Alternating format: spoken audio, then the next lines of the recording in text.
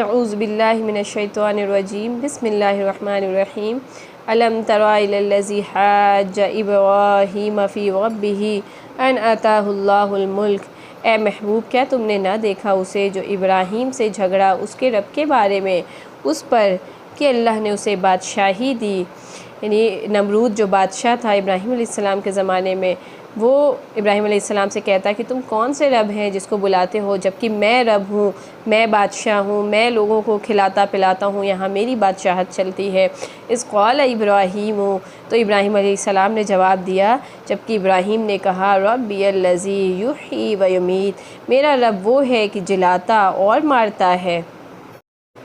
قال انا احیی و یمیت، تو اس نے کہا بولا میں جلاتا اور مارتا ہوں۔ قال ابراہیم، ابراہیم نے فرمایا فإن اللہ یأتی بالشمس من المشرق، تو اللہ سورج کو لاتا ہے پورب سے، فأتی بہا من المغرب، تو تم اس کو پشچم سے لے آؤ۔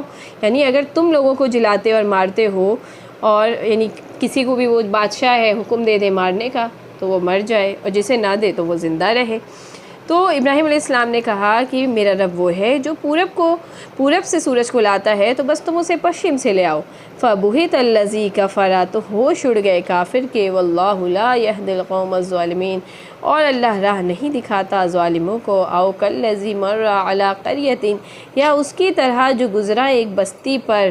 یہ کس کا واقعہ ہے؟ عزیر علیہ السلام کا۔ وَهِيَ خَاوِيَةٌ عَلَى عُرُوشِهَا، یہ کہاں سے گزرے؟ بیت المقدس کے پاس سے، کہ جسے ایک بخت نصر بادشاہ نے پوری بستی کو، وہاں پہ لوگوں کو مار ڈالا تھا، قتل عام کر دیا تھا، اور وہ پوری ڈھائی پڑی تھی، مطلب وہاں پر پورا سنسان تھا، ویران تھا۔ تو عزیر علیہ السلام وہاں سے گزرے بستی سے، ان کے دل میں خیال آیا وَهِيَ خَاوِيَةٌ عَلَى عُرُوشِهَا، اور وہ ڈھائی پڑی تھی اپنی چھتوں پر۔ قَالَ أَنَّ يُحْيِي هَٰذِهِ اللَّهُ بَعْدَ مَوْتِهَا، تو عزیر علیہ السلام کیا بولے؟ وہ بولے اسے کیوں کر جلائے گا اللہ اس کی موت کے بعد؟ یعنی اس طرح یہ بستی سنسان اور الٹ پلٹ پڑی ہے، یہ کیسے وہ ہوگی؟ پھر کیا ہوا کہ وہاں پہ دوسرے بادشاہ آئے، اور پھر انہوں نے وہاں پہ لوگوں کو آباد بھی کیا، وہاں لوگ وہ مطلب آباد ہوئی وہ بستی۔ تو اس وقت کے لیے اتنی جو مدت تھی بیچ کی، فَأَمَاتَهُ اللَّهُ مِئَةَ عَامٍ ثُمَّ بَعَثَهُ، تو اللہ نے اسے مردہ رکھا 100 برس، پھر زندہ کر دیا۔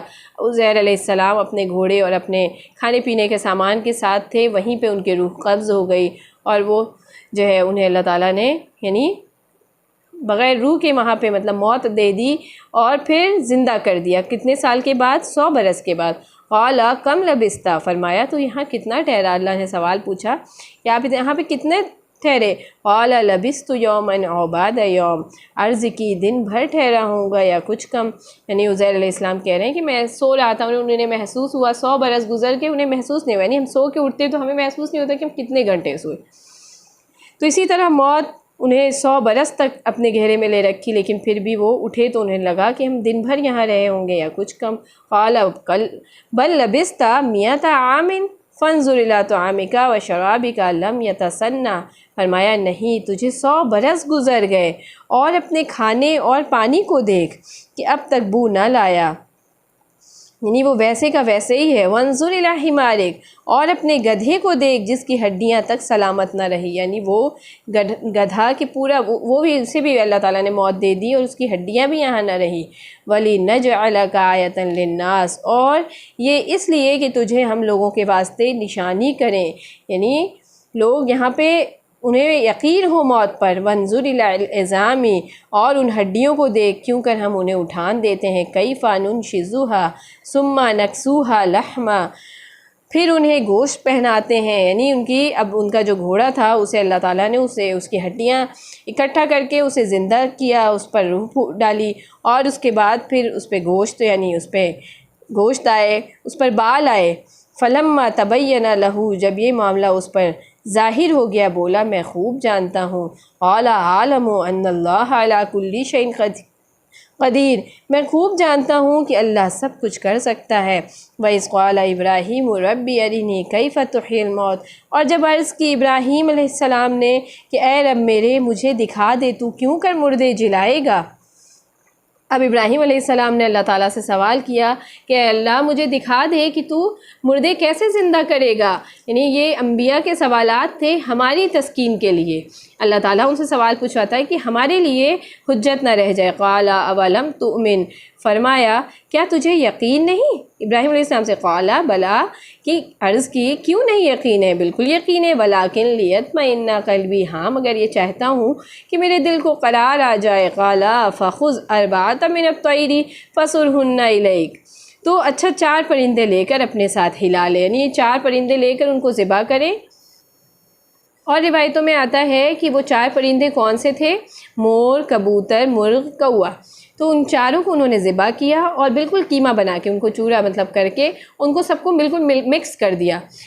ثم جعل علی کل جبل منہن جزءا، پھر ان کا ایک ایک ٹکڑا ہر پہاڑ پر، یعنی الگ الگ پہاڑی تھی پر رکھ دے، جزءا ثم ادعوہن یاتینک سعیا، پھر انہیں بلا وہ تیرے پاس چلے آئیں گے پاؤں سے دوڑتے۔ اللہ اکبر، یعنی اللہ تعالیٰ نے کہا کہ سارے پرندوں کو الگ الگ اس پہ ان کے جو جز ہیں الگ الگ پہاڑ پہ رکھ دو، اور اس کے بعد تم ان کو ایک ایک پرندوں کا نام لے کر آواز دو، وہ سارے اپنے اپنے مطلب گوشت پوشت جڑ کے ان کے پر لگ کے وہ تمہارے پاس دوڑتے چلے آئیں گے۔ اللہ اکبر، سبحان اللہ۔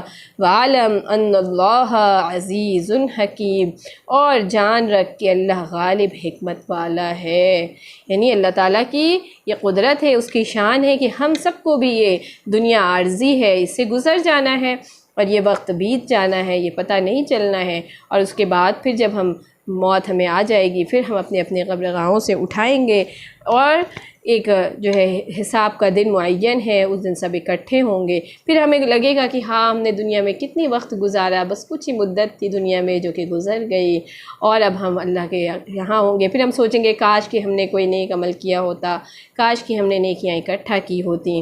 تو اللہ تعالیٰ ہم سب کو عمل کی توفیق دے، ان اللہ کی نشانیوں کو ہم پڑھیں، اس پر اس کی قدرت کا یقین رکھیں، اپنے ایمان کو پختہ کریں، ایمان کو مزید زیادہ کریں۔ اللہ تعالیٰ ہم سب کو عمل کی توفیق دے، نیکیاں کرنے والا بنائے، ہمیں بھی اپنی دعاؤں میں یاد رکھیے گا۔ اللہ حافظ، السلام علیکم ورحمۃ اللہ۔